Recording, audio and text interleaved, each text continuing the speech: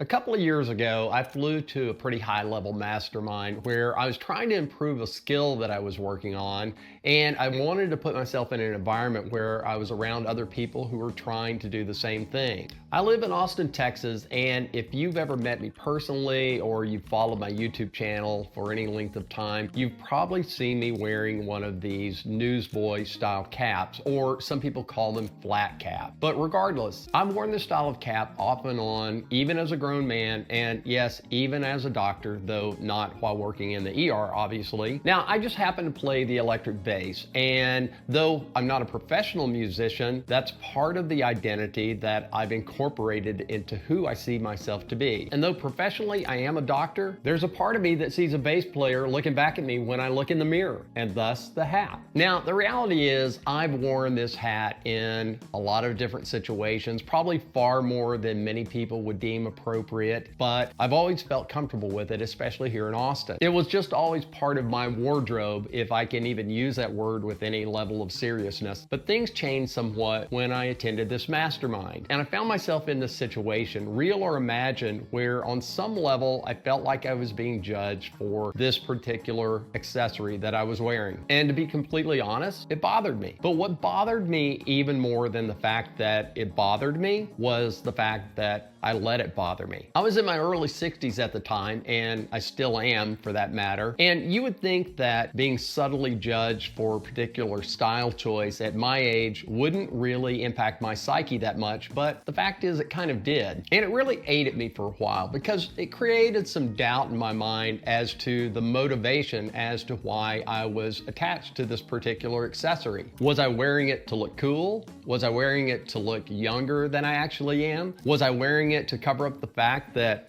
I happen to be completely bald? And more so, why had I allowed it to become so much of a part of the look that I was projecting to the world? And were there any significant reasons for me to step back and reassess this? Have you ever been in a similar situation or felt like you were being subtly judged for a particular style choice that you made and wondered whether it was age appropriate or fit your particular stage of life? Well, if you have, guess what? You're not alone. And if you're a man or woman beyond the age of 50 or 60 years old, and you've been concerned about a particular style choice or choice of clothing that you choose to wear, just know that these insecurities are very common no matter what age you happen to be. Many cultures, including the United States, place a high premium on youthfulness, as well as fashion and beauty. Consequently, many older adults feel they must dress their age or a particular way in order not to be judged by other people. The media also underrepresents as well as stereotypes people in their 50s, 60s, and 70s, making it difficult for many people in these age groups to know whether they're dressing appropriately or not. The fact is, fashion is a way of expressing self-identity, and many older adults still want to feel relevant, creative, and even stylish, even if that's in their own eyes. But unfortunately, there's a lot of confusion, and many older adults worry about dressing too young or stepping outside the bounds of what others may consider appropriate for their particular age. How common is this insecurity? A study in 2021 in the UK suggested that over 60% of adults over the age of 50 were still very concerned about their appearance or felt pressure to look younger than their age. Men too were reported to feel anxious about their fitness, about hair loss, and weight gain, although they were more hesitant to talk about these things openly. And while age brings many people a greater level of self-confidence and self-assuredness, there are many insecurities about fashion still persist into later life. The key challenge for many of us is balancing between authenticity, self-expression, and societal expectations when choosing what to wear and how we want to present ourselves to the world. My backwards hat, or for wearing this for that matter. Why would I be judged for wearing it? The fact is, style critics, especially looking through a traditionalist lens, likely view hats worn backwards as a sign of immaturity or someone trying to relive their youth. The same can be said for guys who wear baseball caps backwards. There's this idea that after a certain age, a man's wardrobe and style should shift towards more refined, minimalist, or elevated in some way, such as a sport coat when out at a bar or coat and tie when dining out for dinner. But here's something to think about, especially if you're a man or woman over the age of 50 and you're struggling with how you're perceived and how you should be dressing. Just remember this: style is not what you wear,